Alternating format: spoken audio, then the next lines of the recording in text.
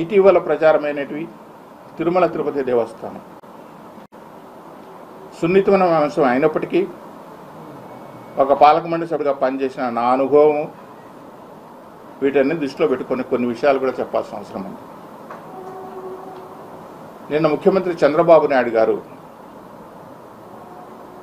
గతంలో లడ్డు నాణ్యత బాగా తగ్గింది. లడ్డు నాణ్యత తగ్గడానికి ముఖ్యమైన కారణం నెయ్యి. ఆ నెయ్యి ఏ నెయ్యి అయితే వాడాలో స్వచ్ఛమైన ఆవు నెయ్యిని మాత్రమే ప్రసాదాల తయారీకి ఉపయోగించాలి అనేది దిట్టంలో ఉంది, శాస్త్రంలో ఉంది, అది టీడీలో ఉంది. ఆ అనువాయితీని పక్కన పెట్టి జంతువుల నెయ్యితో లడ్డు ప్రసాదాలు తయారు చేశాడని ఒక స్టేట్మెంట్ ఇచ్చాడు. చాలామంది జంతువుల నెయ్యి లేనిది, జంతువుల నెయ్యిలు ఎట్లా వస్తాయి, జంతువుల నెయ్యి తీసుకొస్తాడా, రాజకీయ అవసరం కోసం మాట్లాడతాడా, మనిషి పుట్టుకైనాడు పుట్టినోడు ఇట్లా మాట్లాడుతున్నాడు ఒక పెద్ద మనిషి. విలువల గురించి,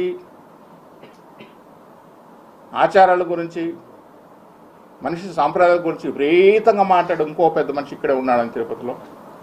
ఆ పెద్ద మనిషి గురించి మాట్లాడతాడు. అసలు బుద్ధుడిని మాట్లాడుతున్నాడు అని.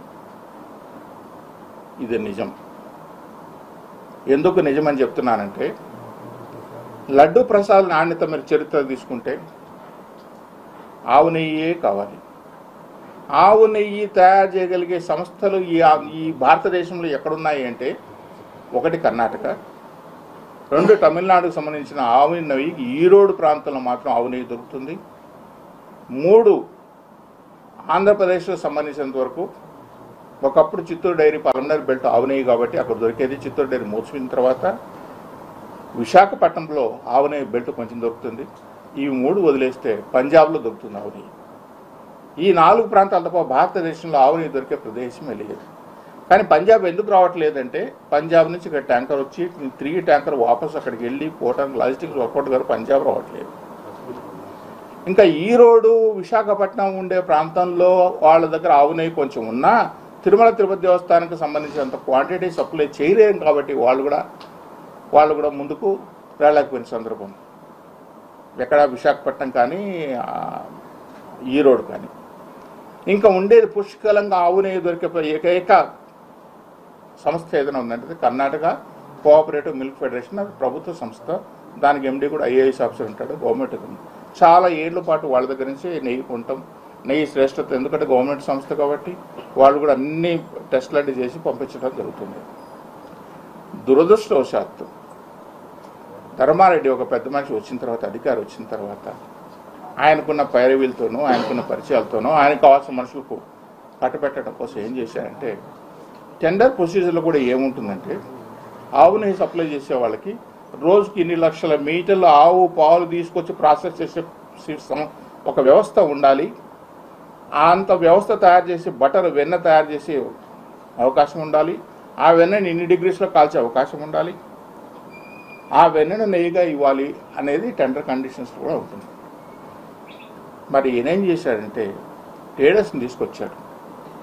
కొంతమంది ట్రేడర్స్ని తీసుకొచ్చి, ట్రేడర్స్ కూడా మేము అంటే కర్ణాటక మిల్క్ ఫెడరేషన్ ప్రభుత్వ సంస్థ కాబట్టి ప్రభుత్వ సంస్థకు వాళ్ళే లాభాల కోసమో లేకుంటే ఇంకేదో పెట్టడం కోసమో పైరవీల కోసమో చేయరు. వాళ్ళకు వచ్చినా రాకపోయినా ఆ ప్రభుత్వ సంస్థ దానికి దేవస్థానానికి ఇచ్చినామని చెప్పి.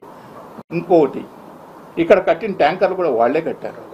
కర్ణాటక కోఆపరేటివ్ మిల్క్ ఫెడరేషన్ వాళ్ళే దేవస్థానానికి సంబంధించిన ట్యాంకర్లు కట్టింది కూడా వాళ్ళే. ఆ విధంగా స్వామి సేవలు, ఎందుకంటే మైసూరు సంస్థానం వాళ్ళదే కాబట్టి, కర్ణాటక చౌల్టీ వాళ్ళదే ఉంది కాబట్టి, ఈ దేవస్థానానికి వాళ్ళకి అనుసంధానం అయింది కాబట్టి, కర్ణాటకకు కృష్ణదేవరాయల పీరియడ్ నుంచి కూడా స్వామికి సేవలు. ఈ రోజు కూడా మొదటి నైవేద్యం మైసూరు మహారాజా కర్ణాటక చౌల్టీ నుంచి వస్తుంది కాబట్టి ఆ సంబంధాన్ని కంటిన్యూ చేయాలనే ఉద్దేశంతోనే ఇన్నాళ్ళ పాటు వాళ్ళకు కర్ణాటక నిలిపారు. ఆ సంస్థను పక్కకు నెట్టేసి ఆల్ఫాని ఇంకొకటిని కొన్ని ట్రేడర్స్ని తీసుకొచ్చారు. సరే, మీరు చెప్పిన కండిషన్స్ ప్రకారం ఇన్ని లక్షల ఆవు పాలు ఉత్పత్తి చేయగలిగే సామర్థ్యం కావాలి, ఆవు పాలు ఉత్పత్తి చేయగలిగి మనం వెన్నకు కన్వర్ట్ చేసే సామర్థ్యం ఉండాలి, దాన్ని మనం నెయ్యిగా ఇన్ని డిగ్రీస్ టెంపరేచర్ చేయగలిగే సామర్థ్యం ఉండాలని చెప్పి మీరు కండిషన్ పెట్టినా అవన్నీ పక్కన పెట్టేసి ట్రేడర్స్ దగ్గర తక్కువ రేటుకి వచ్చాడు. సరే, ఆ ట్రేడర్కి ఎట్లా వచ్చింది నెయ్యి? ఇప్పుడు ఆల్ఫా అనే ఒక సంస్థ ఢిల్లీలో ఉంది. కర్ణాటక నుంచి ట్యాంకర్ కావాలంటే 4 గంటలు 5 గంటలు 6 గంటల లోపల ఇక్కడికి ట్యాంకర్ రీచ్ అయిపోతే కొండకు నెయ్యి అవసరం అవుతుంది. ఒక ఢిల్లీ నుంచి ఒక ట్యాంకర్ రావాలంటే 8 రోజులు 7 రోజులు పడుతుంది. మరి ఆల్ఫా సంస్థకు ఇంత నెయ్యి ఎక్కడి నుంచి వచ్చిందంటే విదేశాల నుంచి బటర్ ఆయిల్ ఇంపోర్ట్ చేసుకునేవాళ్ళు. బటర్ ఆయిల్ అంటే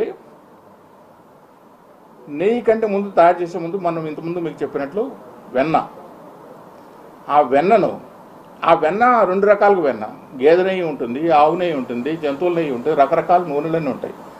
ఈ బటర్ ఆయిల్ ఒక ఫ్యాట్ కంటెంట్లో తీసుకొచ్చిన బటర్ ఆయిల్ని తీసుకొచ్చి ఆ బటర్ ఆయిల్ని ప్రాసెస్ చేసి కలర్ మిక్స్ చేసి, ఎందుకంటే ఆవు నెయ్యి ఒక్కటే పచ్చగా కనిపిస్తుంది, గేదె నెయ్యి తెల్లగా ఉంటుంది. ఆవు నెయ్యి అనేది ఏంటంటే కుకింగ్లో స్మెల్ వస్తుంది, ఫ్రాగ్రెన్స్ వస్తుంది, ఆ సువాసన కానీ రుచి కానీ మనం వండే కొద్దీ వస్తుంది. గేదె నెయ్యిలో ఏంటంటే ప్యాకెట్ ఓపెన్ చేస్తేనే స్మెల్ వస్తుంది.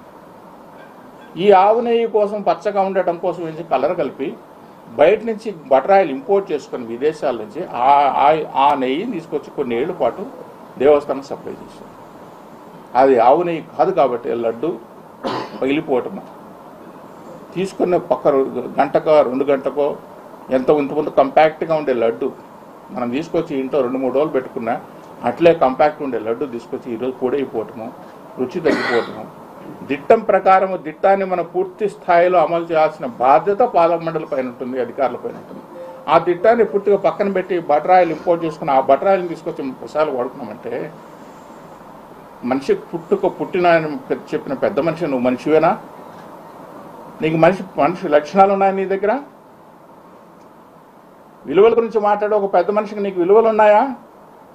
సాక్షాత్తు దేవునికి ప్రసాదం తయారు చేస్తున్నాం కదా, ఆ ప్రసాదం బటర్ ఆయిల్ తీసుకొస్తున్నాం కదా, ఆ బటర్ ఆయిల్ ఆవునేయా కాదా, అది ఆవునేయా గేదెనయ్యా లేకుంటే వేరే జంతువులయ్యా తెలుసుకోవాల్సిన విశేషణ కూడా నీకు లేదా?